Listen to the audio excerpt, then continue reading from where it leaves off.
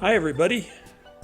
This is Don Woolley for the Sahuarita Tea Party, and it is Wednesday, September the 4th. Hope you all had a good Labor Day.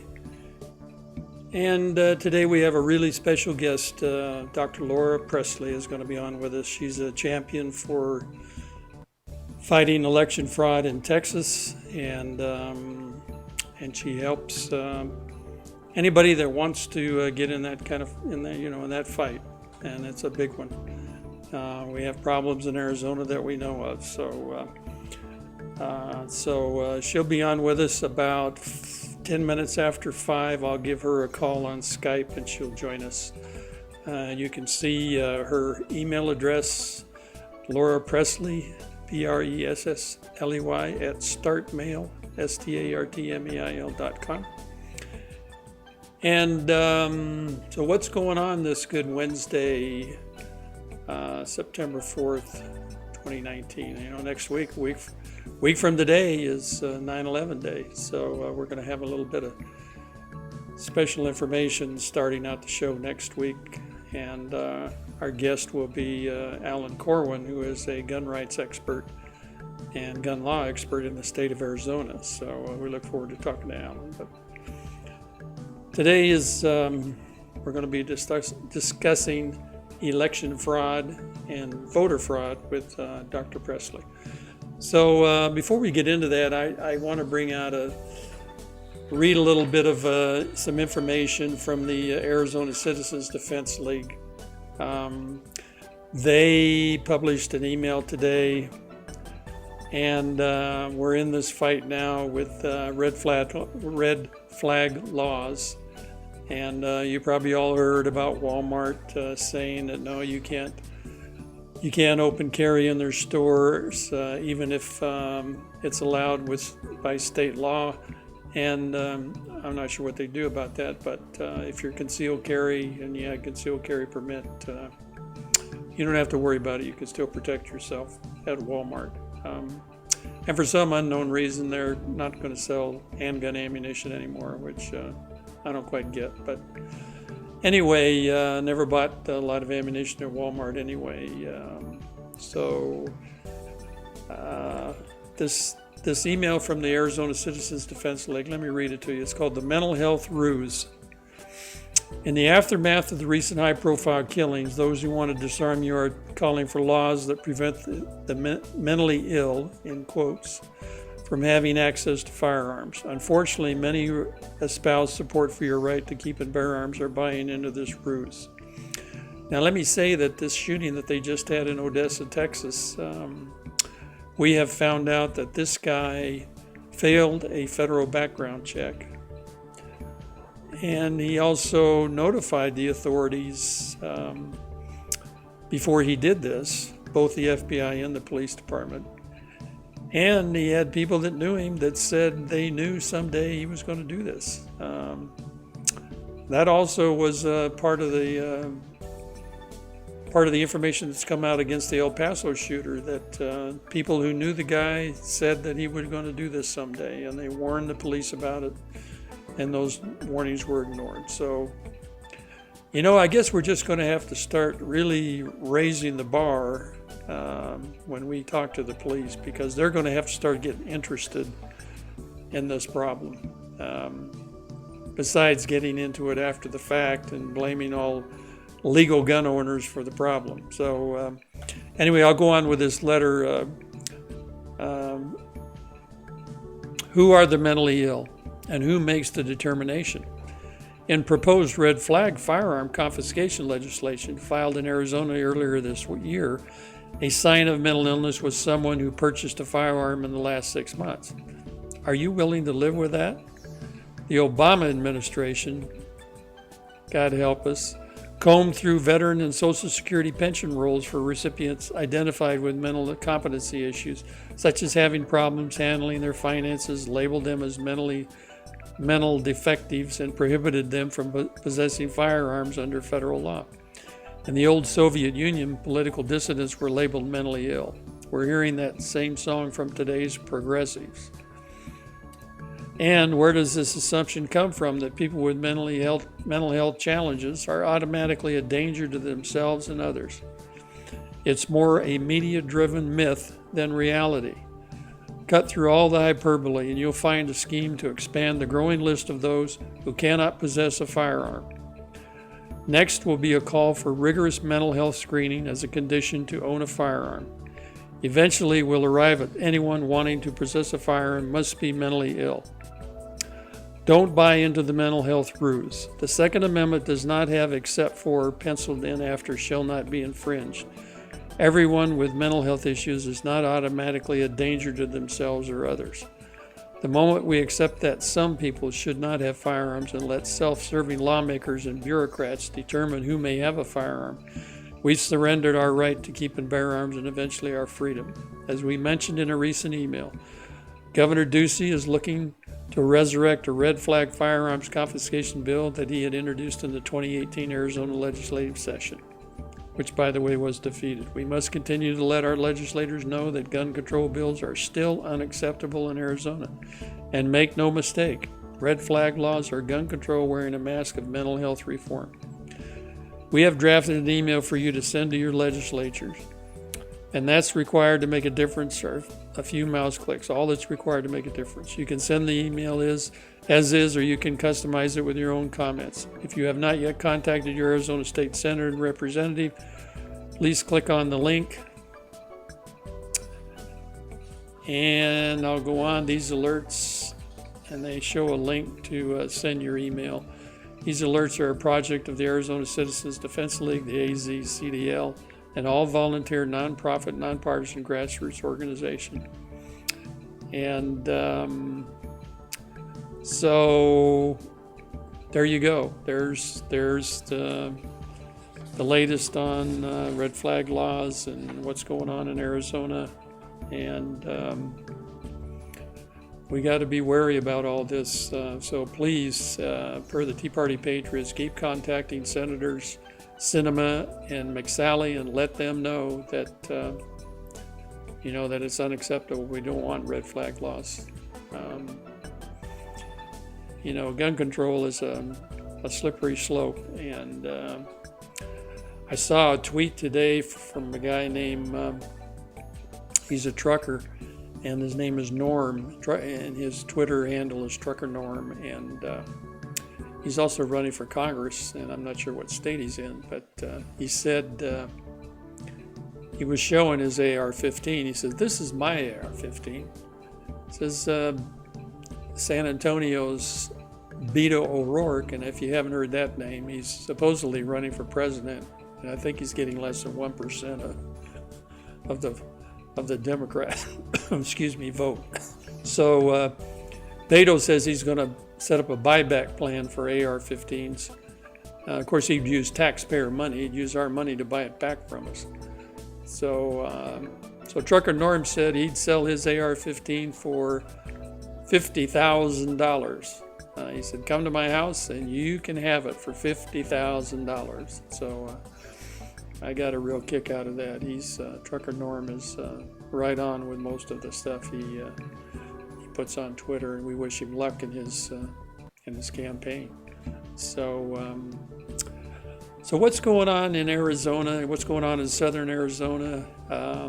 Tomorrow morning at 9 a.m. is the Republican Club of Green Valley Sahuarita is having their regular monthly meeting, the first one since after the summer break, and their speaker is Dr. Yale Wishnick, and he's going to talk about Republicans and what we need to start doing to fight the Democrat horde and the craziness that's going on. So he's not a big fan of rhino Republicans, and neither are we really. So you got to keep your eyes and ears open. Recently on Google Group, I sent out emails, and I sent out a message this morning from Jim O'Connor, who we had as a guest on this live stream a few weeks ago. And Jim sent Dan McCarthy's campaign announcement that he's running for Senate against against Martha McSally in the primary. So there's a great video along with that email. So I encourage you to open up that email and watch that video, and you'll see and find out who Dan McCarthy is. It's terrific. Dan's also going to have a volunteer meeting for his campaign down here. I think it was the 14th of September, and then later in the month, he is having a rally down in the Tucson area. So anyway, that's kind of a big story. He was Daisy GOP and a lot of the people in Arizona, the McCainites, begged no one to run in the primary against McSally. But she needs an opponent. She needs to start thinking differently. She's off in this good-hearted, emotional argument campaign, paying only attention to those kind of things when there are serious issues that she needs to be focused on.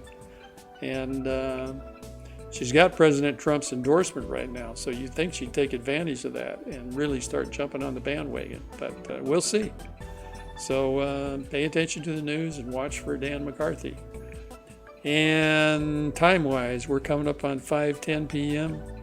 I'm going to give Dr. Pressley a call now, and let's see if we can get her on Skype. So stand by.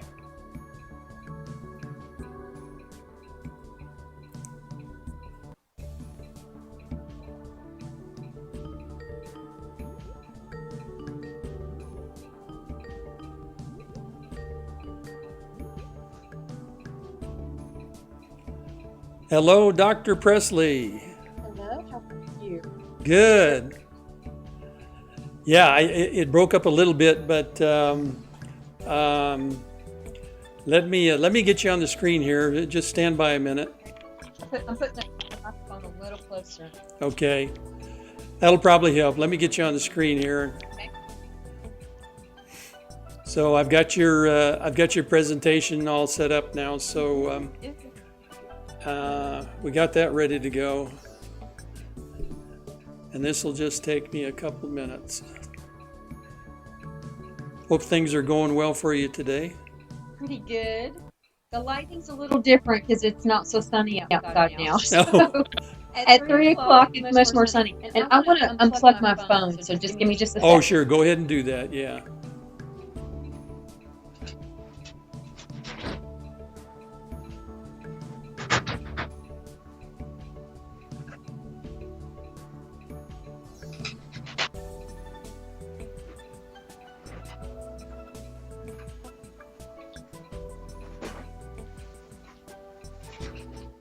I had the bulb light on, and it was just it made it too, like bleached. I don't know what happened, but the daylight sun is so much better. I found our lighting effect that we use is our dining room, our little small breakfast table that has this big light over the top of it. So because the natural light, you only see one side of my face, so that doesn't work too good.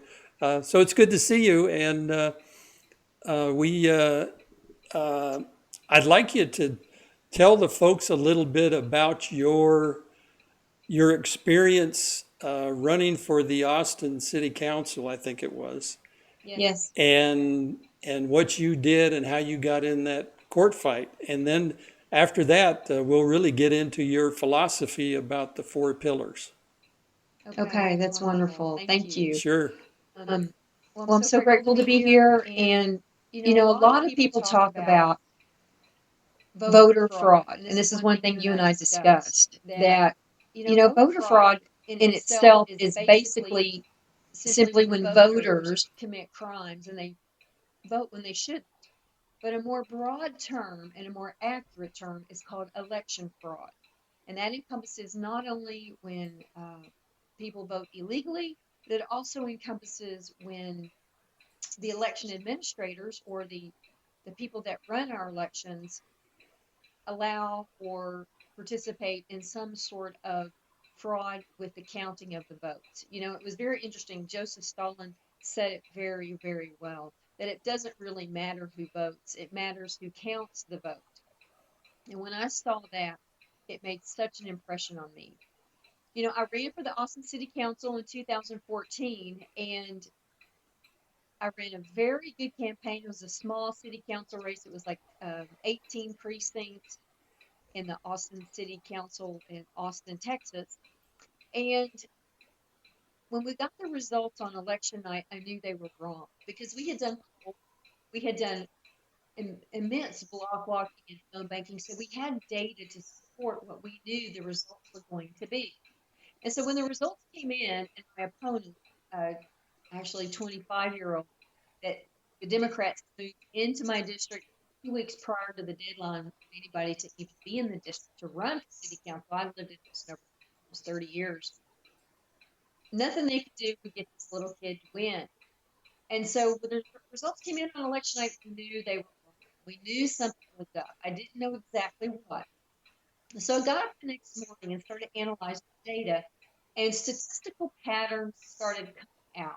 My background is I have a PhD in chemistry and physics from University of Texas at Austin, and I worked in the semiconductor industry for over 17 years as engineer and manager of engineers. Go UT. That's right. Go UT. So when I looked at the data, and I that was my career for 17 years, was data mining and trying to figure out why computer chips didn't work. And there's millions of data sets, different parametric device, resistance, capacitance, performance metrics that you look at to determine why these computer chips don't work. And so I'm used to analyzing data and data mining.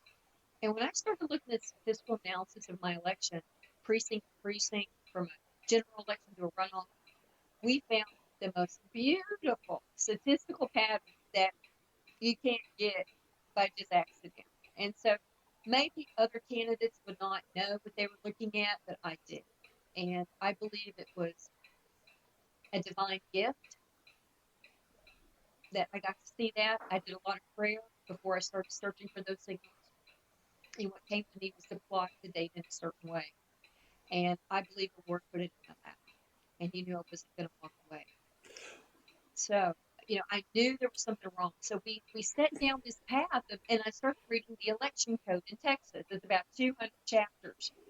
And what I saw was the records that are supposed to be there for this electronic voting system here in the state of Texas, because every state is separate, is different.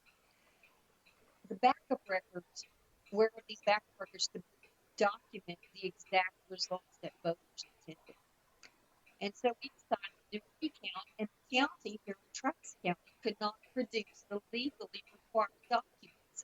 That was the first flag. And I'm like, oh my gosh, and I'm an engineer, right? So the election code is actually a specification of how counties and election officers are supposed to run elections. And they Es- follow the Excuse me, Dr. Pressley. yeah. Could you move the mic a little bit closer again? So I'll tell you what. Let me try to put it on and see how does that sound? Oh, that's Is that beautiful. okay? You want me to start over? No, no, no, no. You're doing fine. Okay. No. All righty, good. So looking back, they were not collecting, they did not preserve the backup records, the paper backup records that are supposed to be there for elections in the state of Texas. Right. And what we found was the Secretary of State, the Elections Division, that's a bunch of bureaucrats, bureaucratic lawyers, were giving waivers to the counties in Texas. Don't worry, you don't need to follow those laws. And so we had the county clerk on our witness stand and during our trial, and we asked the county clerk, can the Secretary of State of Texas tell you to ignore state law?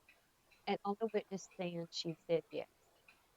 You could have heard the judge about fall off his bench. A county clerk takes the oath to uphold state law and state constitution, the U.S. Constitution and laws, just said that a bureaucrat could tell her to ignore election laws and not keep these backup records to document the actual vote of voters. So it was a wake up call, my friend. And, we took this case all the way to the Texas Supreme Court. I was sanctioned for a frivolous lawsuit. We presented statistical evidence based on election data that we could get. We had audit logs that showed corruption errors. You don't, to hack an election, you don't need to be connected to the internet. All Right. you need is a memory card that has a program that you can download in the main computer where Stalin says is what matters. Stalin said it matters who counts and how they count. Is that what you think happened? Do you think they got into the voting machines? We think that there was a corrupt program on the memory cards that went into the main computer that Okay. tabulated all the votes. And the audit logs documented that. Why that card was corrupt, we never could get the judge to give us that memory card because we had an expert waiting to analyze it to see why was this card corrupted. Well, there were all kinds of, there was a 2007 source code review of these voting systems we had used in my election, and it was chock full of false votes to be interjected, have these error messages that we saw on our audit logs for my election. So that was evidence. The court said that was not evidence. It was. And so we took this all the way to the Texas Supreme Court. And we raised the case up. It was not just about my little city council race. The issue was, can the Secretary of State weigh law? And is all of this documentation, statistical analysis, audit logs, watchers that were being obstructed from seeing where the ballots were recorded, where they came from, is that evidence in an election contest? And it was a case of first impression in Texas. The Texas Supreme Court took the case and they ruled in our favor. It was a huge victory. They wiped away the sanctions. They said that lower courts abused their discretion. That's pretty strong for a Supreme Court to Oh say. yeah. That's Yeah. not like the worst that you can get. And they said all of the stuff was evidence.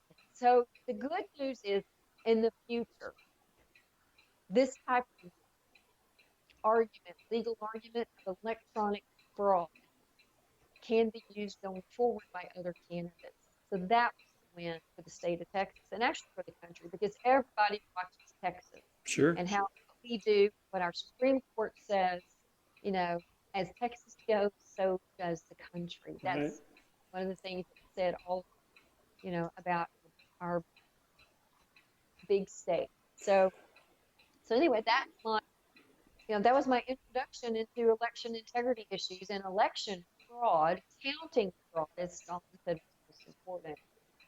And so I started going to different counties around Texas. And we have 254 counties. We're a large state. And what I noticed was what was occurring in Travis County in Austin was occurring in Dallas, Fort Worth, Houston, San Antonio, El Paso, large counties were having error messages on their audit logs that there was count discrepancies going All the counties with big cities. all big cities. Now Houston is the third largest county in the country. They're a big fish. And so is Dallas, Texas, big fishes.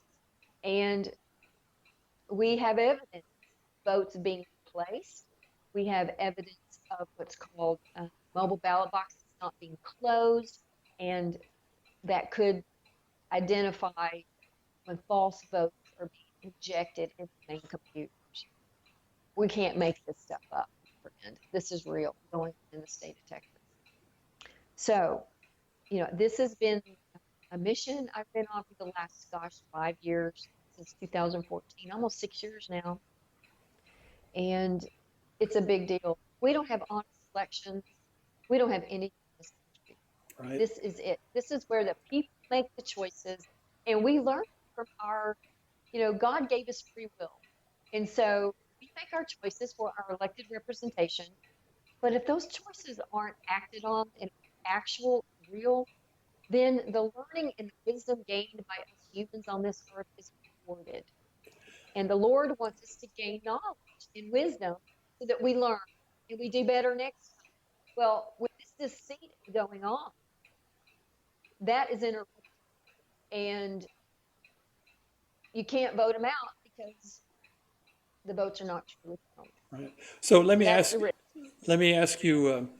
After you won your case, did Did a lot of candidates contact you? They Did you? did. s- They did. Okay, good. And it was during the case too, because candidates started realizing, and I'll tell you what, this computer technology is a little daunting for the normal candidate. Well, I have 4 patents in computer technology, and I can data mine. I understand how these things work. I knew my lawyer didn't even know that there were audit logs of the main county computer Mm, in the county, because I knew they had them, because all computers have logs. And so we were the first candidate in the country to get these logs mm. in the country and use them in a case. So candidates started coming to me like, Laura, our poll showed us winning too. And we didn't win the official count. So can you take a look? And so I did. And I would show them that they had serious discrepancies in the counting, error messages that would make you think there were issues. And the candidates would say, well, yeah, thank you. That's what we thought. I'm like, well, aren't you going to challenge? Aren't you going to do something? Because in Texas, only a candidate can challenge an election. And if the candidate doesn't do it, the voters are out of luck. We're dependent on them. And so imagine this, we give them all this money, we donate to their campaigns. But if they don't agree to stand up and be and challenge these results when they know it's wrong, Yeah, they're the only ones that have standing, right? Yeah. how dare they? Okay, because they're the ones with legal standing. And I had candidate after candidate after candidate do that. Probably 10 to 15 candidates that knew they won and would not challenge. It's really surprising. So why would we put our money in the wood chipper with these guys running, these ladies running for these offices if they're not going to stand up when they know it was stolen? Yeah. Yeah. So it's a big issue. So I did, just to let you know, I have answers for the two questions you asked me. One Tell is, me, yes, yes.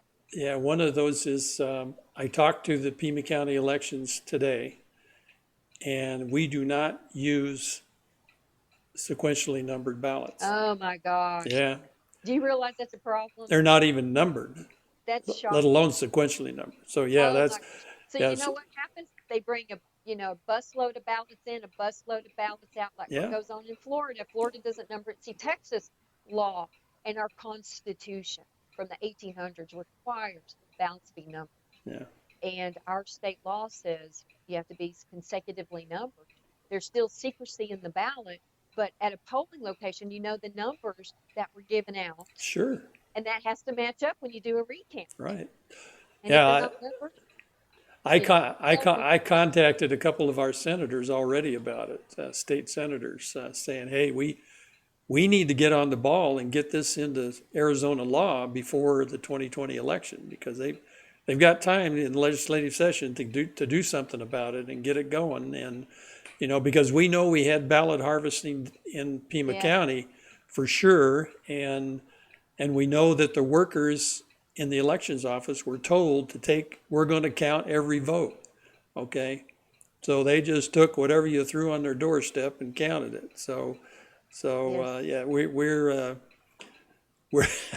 we're pretty sure that Martha McSally probably did much better in Pima County than the way it turned out. And of course, she ended up losing the U.S. Senate race in the state. Right. So, Yes. which is not good. The other thing he asked me was, I was told by the former Secretary of State. I called him. He was traveling in Salt Lake City, Ken Bennett, and he told me that voters do have standing in Arizona To challenge a to contest, challenge to challenge an yeah, election, yeah, to challenge a measure or an election. to challenge an election. Do Yeah. you know how many voters it takes? Pardon me? Oh, Do you I know know how I many don't. votes? I Yeah. don't. But I got to Well, that's find. very, I got to research that a little bit more. So, yeah. Well, that's um, wonderful. yeah, That's actually very, very good. that's good We tried, news, right? we tried to get that into state law in Texas this last um, legislative session, and it was not allowed in. And yeah, I that's have a why. question for you about Texas, Tell them, ask. the legislature. It's really interesting to me how Texas only meets every other year Yes. in that huge state with a gigantic budget and manages to successfully really run the state properly in most cases. Well, I might disagree with that. I don't know if I agree with you that one. Go ahead. Well, but every other year, it's sort of like Yes. the way we used to do it. When the country was formed, the guys used to go back to Washington D.C., leave their everyday jobs and their farms, and go back That's right. and serve in the Congress and the Senate. And then 4 or 5 months, when they thought they were done, they went back home and worked. And Right. everything seemed to run okay. I mean, look at the last month. The Congress has been off for a month, and we've been doing fine. I don't, Right. I don't know if any of us have been in any turmoil or nervous You think about so? anything, or they've sent us some other stupid thing that's going on. Anyway, I just had to ask that question about Texas. So Yeah, we do every 2 years, and we have tried over and over to get multiple election integrity enhancements to our laws, and they just end up being stuck in what's called a House Elections Committee, and they never get out. yeah, The people want them. There's certain gates that oh sure, the powers that be say do not let it through, and that's what we see in Texas. But we're not even following the laws we have. You've yeah, got the Secretary of State bureaucratic lawyers giving waivers to what's called mandatory laws of the paperback records, and it's shocking, absolutely shocking. So we're trying to deal with that in a couple of ways. We've got a couple of other lawsuits going on right now. Dallas County. Dallas County got some serious issues, serious error messages on their logs, and because voters cannot challenge an election where candidates are involved, but voters in Texas can challenge a bond, a measure. And so a voter in Dallas County has filed a lawsuit. I'm an expert witness on that lawsuit, and I've analyzed the data. The numbers don't add up. It's shocking. Early vote is off, election day is off, absentee is off. I mean, it's a joke. So the numbers don't match up at all. And so that's the case where we're trying to address some illegality, some potential illegality, some uh, irregularities. Your bank has to match yeah, up to it. yeah. These election offices don't. So how big was the bond they were trying to pass? $1 billion. How much? 1 billion. Well, $1 billion. Oh wow. Well, we just defeated a few months ago a $900 million bond that was This outrageous and $1.1 billion bond in oh Dallas my County God. that the Yeah, numbers aren't adding up at all. And that's there's enough discrepancies that can completely overturn the election, that oh it did good. not pass. So So you we th don't know you th if it passed or not because so many bad things happened. We can't tell what the real results should be. And so that's what we're asking the judge to look at the data, look at the discrepancies, and determine that the results cannot be determined, and that let's have another election so that Dallas County follows law. And then yeah. maybe we would trust those results. We don't trust them right And I would think with that much money, the people would be really for that they'd want to really, you know, if you want to spend that much money, I mean, now. that's a lot of, that's a It's big for a bond. community college, for a county community college district. Oh, wow. Not even for the children. Yeah. Okay, these are for grown children. Well, they'll find a way, they'll find Grown a way to make adults, it. yeah. Yeah. They'll find a way to make it for the children. That's what they do. It's not for the children. It's for the adults. Okay, these are children. $1 billion. But the bottom line is we don't know what the results are because there were so many things that bad that happened. We can't trust it. We don't know if it passed or if it did or didn't. The numbers aren't adding up. Well, you're doing yeoman's work. I mean, I'm just amazed when I first came across your interview with Bill Still I love and Bill. what you're doing and I mean, we just applaud you. Oh, We love what you're doing because doing that in Texas helps us, and it's true. it helps every state. So and that's a big state and it's important. So Yes. they were just talking on Lou Dobbs' show today that Texas has got 15 congressmen retiring. Oh, yes. So he What was, do they know that we don't? yeah, right. Well, What do you yeah, Yeah, that's one that's thing. right. Yeah, What does he know that we don't? yeah. So, That's right. What do they know? well, we can get into your charts now if you want to go into Oh, your, love it. yeah, Yes. get into your Um, four pillars. And what I'm going to do is I'm going to try something different here. I'm going to bring it up on the screen with our video going here. So give me a chance to. Absolutely. Well, thank you for doing this and raising the awareness, Donna. I'm so grateful for what you're doing. Oh, let Thank me you. tell you, this is our pleasure. We do this for, like a public service thing, trying to, we just encourage people. If we don't get a lot of people watching live, we encourage them to get on YouTube and watch it later. You pick it up Sure. later because it's really really important. So here we go. Let's see if I can get this to work now.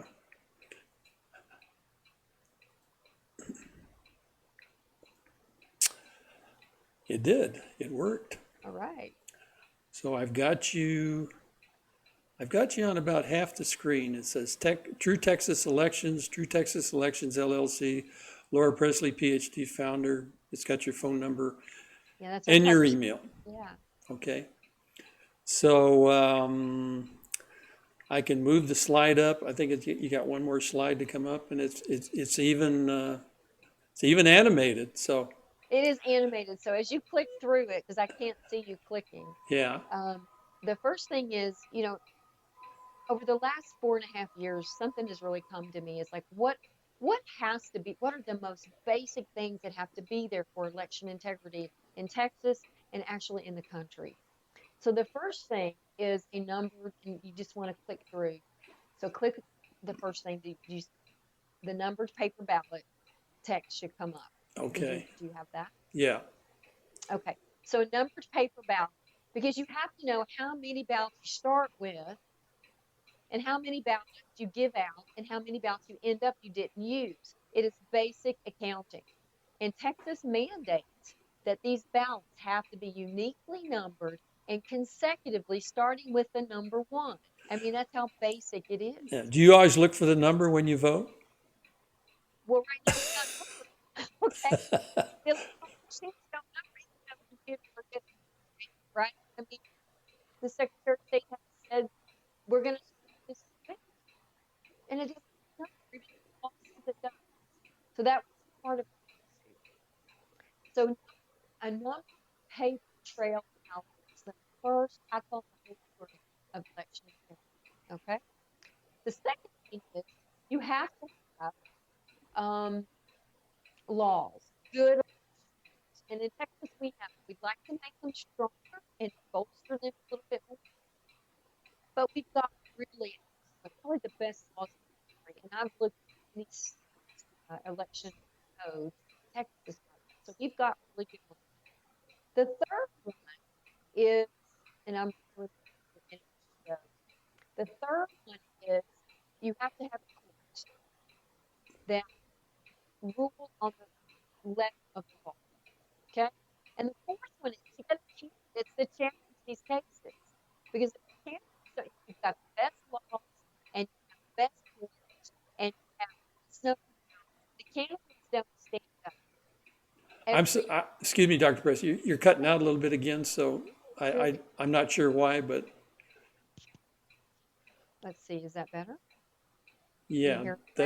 that's good. Yeah. Okay. Okay. So which one are you on the slideshow? Well, I'm on candidates contest. Yes. So if the candidates don't contest, the whole thing falls apart. They're the ones in Texas with legal standing. And in Arizona, thank God that y'all can contest elections when the candidate is a coward and won't do it. Okay? Right. Seriously. Yeah. Right. Um, and so how are we really doing around the country on each one of these is the question. And in the contest, you can either do that's a civil case, and that's made completely public. The public gets to see all of the pleadings and the evidence and the arguments on both sides. Right. some candidates in Texas, I've worked on a couple of cases in the last couple of years where one candidate actually filed a criminal complaint with the Attorney General of Texas. Mm. And that case is in the AG's office. And so the problem with that is we as the public never get to see what happens. Right. That's a grand jury process. Well, it's not. It's Oh, it's actually not. Oh, is actually the AG, the Attorney General, his lawyers and prosecutors gather evidence mm. and either pursue the case or don't. But as the public, we never see the results of that. We never see to the very end. We never see the progression. Whereas civil case, all upfront, all completely disclosed to the public. So my preference is a civil case so that it's made public, the media can have access to it. We as candidates, uh, voters, campaign people all have access to that data. So the bottom line is candidates don't challenge, we're a creek. And why would we donate to candidates that aren't going to challenge? So one of the things we've proposed in Texas is to get candidates on the record. If your election, if you believe and you have evidence that the results are not accurate compared to your polls or whatever, will you challenge those results? We've had a couple of candidates say yes, and then when it came to it, they wouldn't do it. And we make an example out of those candidates.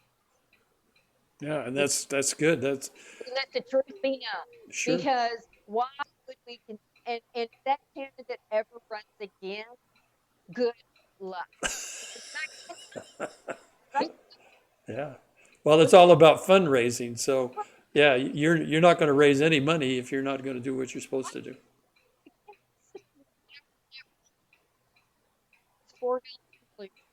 So there's a couple of candidates that we have made public aware that they have shown that they have donors who will support the contest. One candidate, a state senator, we had a billionaire donor who was going to pay for the thing, but the candidate would not. The voters said, I block for that candidate. I vote for that candidate. I gave them half data that candidate not take this to the institute and think that and think it's not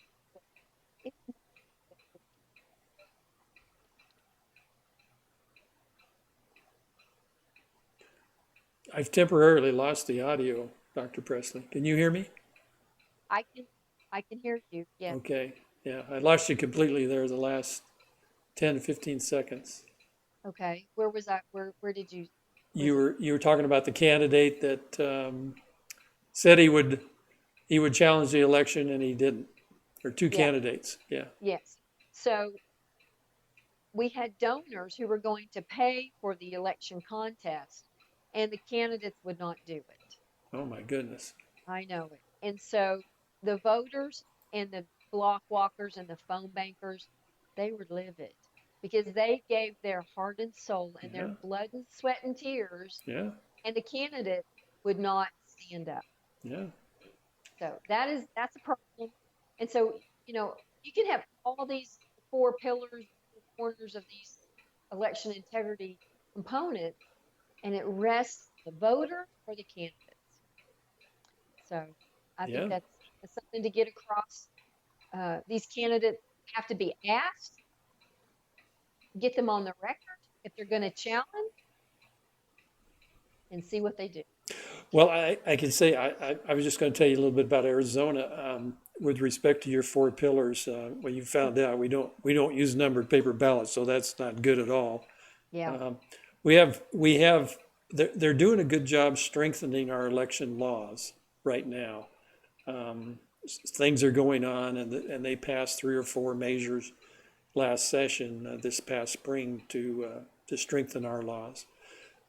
Judges, as far as the highest court in Arizona, the Supreme Court, it's it's getting better now with a Republican governor. He's appointed 2 or 3 new judges to the Supreme Court in Arizona. But So it's an appointed process and not an elected process. right, the Wow. judges are appointed by the governor. So whoever the governor is. So we're busy getting rid of. Well, Jan Brewer appointed several judges, and now it's Doug Ducey's the governor. Before Jan Brewer was Janet Napolitano. She's got a few folks still hanging around because it's a lifetime appointment, you know. Wow. Yeah. So as far as candidates contesting, I don't know of any candidate that's contested an election in this state, but I can see where you have to get them to make some kind of pledge. Now, I told my wife Patty, I said, we're looking at kind of a local race here, a county supervisor, who would be a good candidate. And I Yeah. said, well, that person, our problem in our county, Pima County, with our county supervisors is that they appoint the county administrator. Yes. The county administrator is like the city manager, he runs the whole Yes. budget. And this guy moves money around like, I mean, we can't believe it. They have some of the worst roads in the state in Pima County, and he's building new soccer fields down by the freeway. Oh my gosh, it's a waste of money. Is that? Well, I Yes. know, yeah. So everybody says, well, where'd that money come from? Why doesn't that go to fix? But that's what he does. So we want the new candidate to pledge, to get rid of the county administrator. That would give us a 3-2 vote on the supervisor vote, and that would get rid of him. Right now, it's 3-2 for the Democrats, and they won't do anything. He's been there 20 years, and he's the highest paid county administrator in the nation. He makes $350,000 a year. No. Yeah, which is more than your governor or our governor makes. My gosh. Yeah, isn't that amazing? Oh my gosh. Yeah. So Very it's a bad situation. So anyway, that would be neat to make them make a pledge to get them to make the pledge, and then Right. the And question is, they run a campaign to win, and their polls show them winning. And you've got election integrity people there in your state that can help you with that contest. I'm here to help. I will help anybody that asks. right?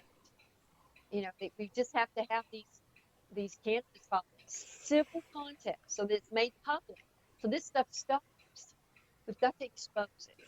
So when you ask for the records, what exactly do you ask for in an election?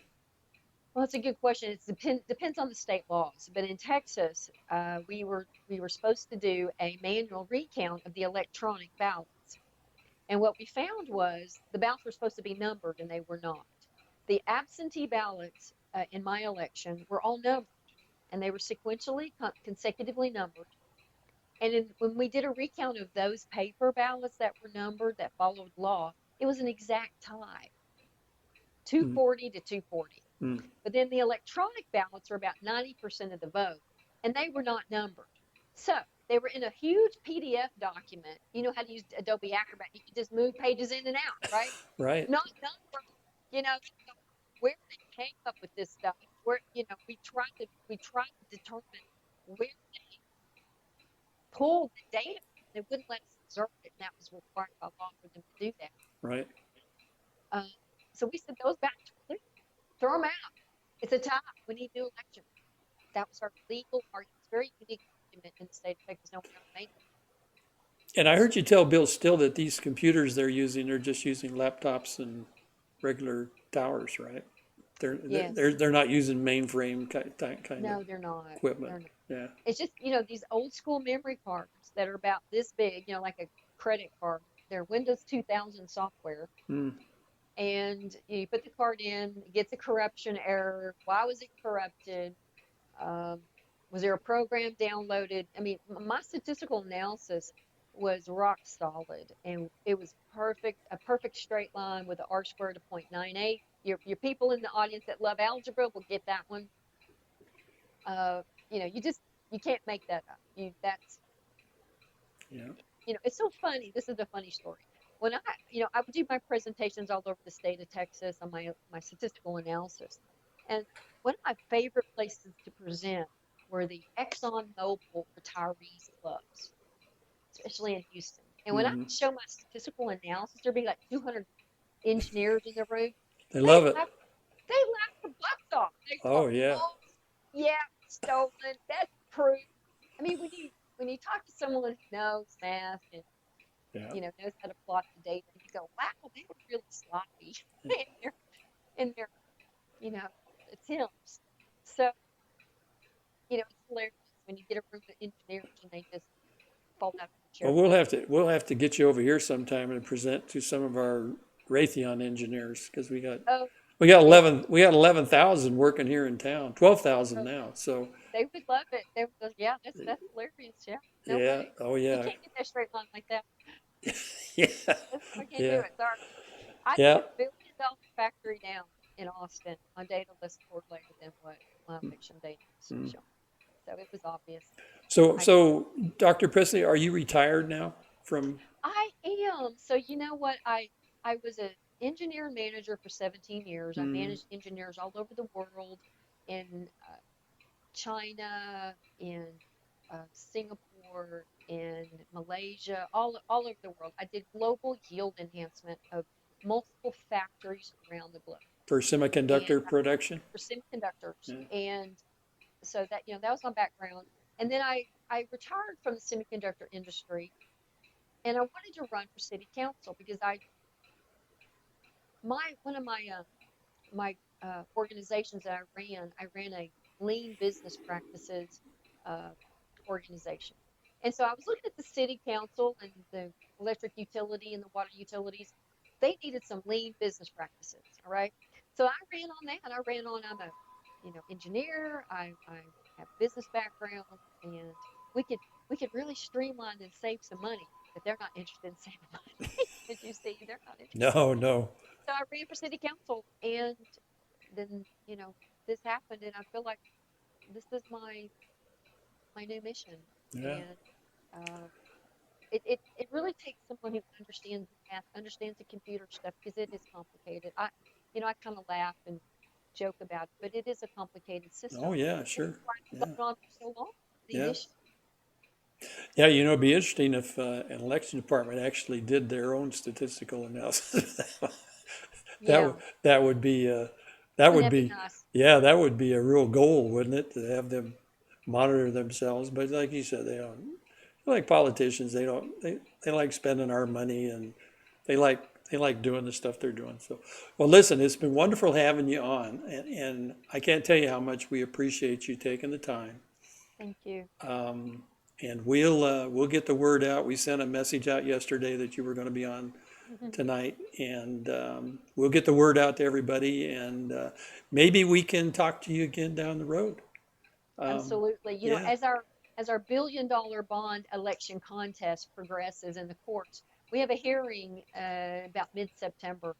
And so that'll be progressing. And what now I'm going to close with this. My election was a 2-year term. And so when the Supreme Court got the case, they said, well, the term is up. So they denied ruling on the actual merits of the case. So we're hoping with this bond election contest that we will get an answer out of the courts because uh, it's not a 2-year issue. right. So we're really looking forward to really finishing that, getting down to the nitty gritty and understanding what happened in that election. And if we can really determine the results, this will be the first, I think, in the country, $1 billion bond being contested in public. It's not a criminal case, it's a civil case, all public. Everybody can look it up. And we're gonna pursue that. So we'll come back and talk about that. Yeah, that's wonderful. Well, God bless you and what you're Well, doing. God bless you. Thank You're you. you're doing, you're doing something special there. So, oh, I wanted to ask you one more question before Yeah, we hang up. Do you know how Governor Abbott feels about election integrity? great question. Is he a proponent? I hope. Well, Um, here's the issue. We have been, see, the Secretary of State in Texas is not elected. right, you told me that. Yeah, They're appointed. Yeah. and they're appointed by the governor, Governor Abbott. Mm-hmm. We have lobbied Governor Abbott for many years, 4 to 5 years, to put a stop to these waivers, Mm-hmm. and nothing's happened. Mm. And we've been very disappointed in that. And so that's why we're pursuing the lawsuit. Hey, keep keep it up. Keep on him. And I don't know if you use Twitter or not. Not typically, Yeah. I Well, don't. I was going to say you can tweet him. He tweets a lot, He tweets, and yeah. I tweet back and tweet things, and so it's really I know there's a lot of things on Twitter that Yeah. shouldn't be there and you don't want to see there, but it really is a kind of a neat tool to Yeah. to do those things, that you can contact somebody like that directly and know they got your message. And so anyway, we'll poke him a little bit from our side. That'd be great. Yeah. Yeah. That'd be We'll say, great. hey, listen to Dr. Pressley. She wants to talk to you a little bit. Yeah, let's stop those waivers. Right. Okay, dear, you take care of yourself, and Oh, thank bless you you. again. Thank you. Okay. And I want to give you my contact information. Oh, So, sure. Yeah. yeah, my contact information is Laura Pressley at Start Mail. And if anybody's interested in donating, the money will go toward these lawsuits and that we're dealing with in Dallas. I'm one of the experts on the case. We have other computer security experts on the case, and we're raising money for those contests, because this is the first in the country. Yeah. Using the audit logs, having an expert, having the case be a very detailed case. So if anybody's interested in helping us, donate. Laura Pressley at startmail.com, and I'll give you the link if you email me. So I Okay. would love help. Excellent. Yeah. Yeah. Sure. And thank you again. It's great Bless you. seeing you. Great meeting you. Thank you so much. Thank Okay. you. Take care of yourself. Bye-bye. Bye bye.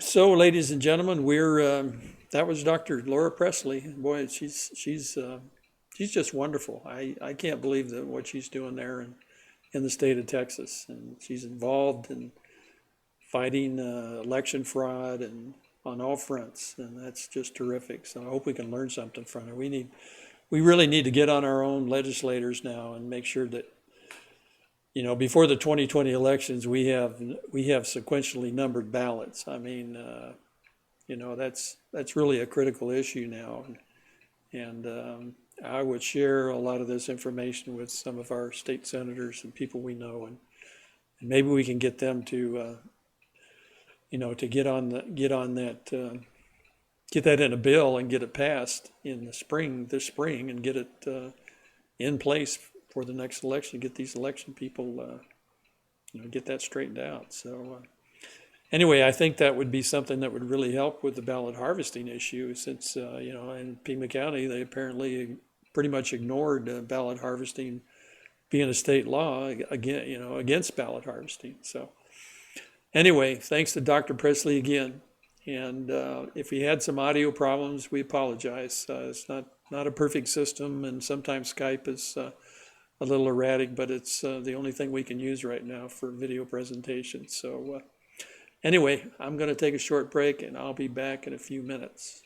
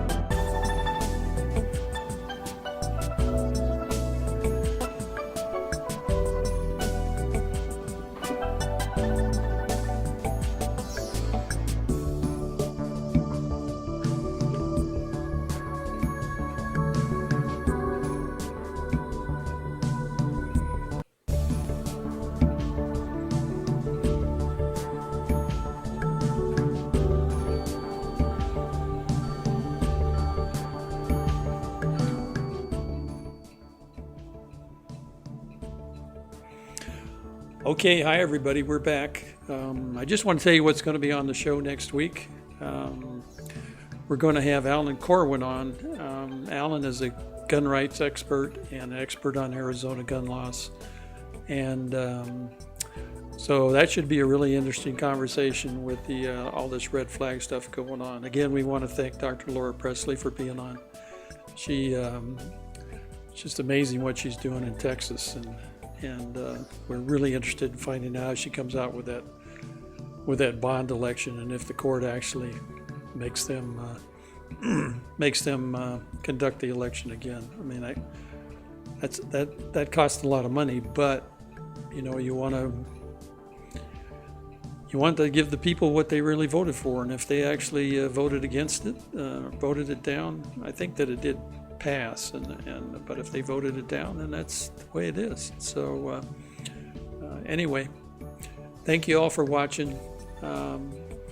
We just do this as a public service, and we enjoy doing it. So some other guests in the future beyond Alan Corwin, we're looking at Pima GOP Chairman David Eppheimer, talking to him about being on.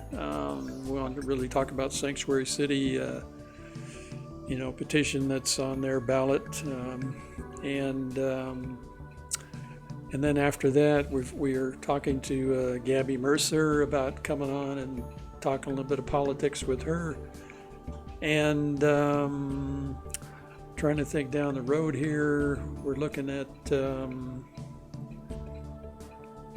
Let's see, let me bring up my calendar. In October, right now we have nobody set up in October, but we're working on that. We want to have a show about illegal immigration and what it actually costs the country.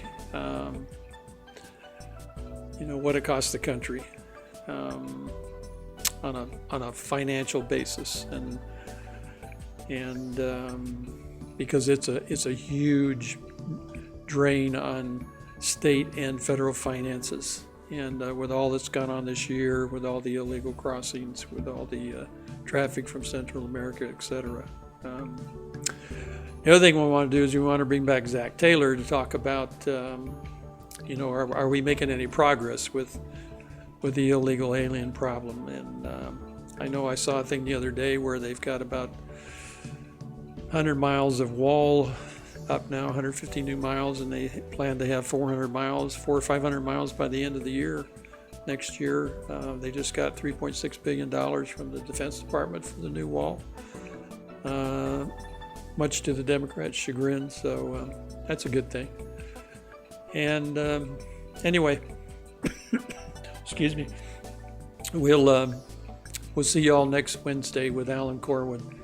And you take care of yourselves. God bless you all. Thanks for watching. And we hope you tune in again. Thank you.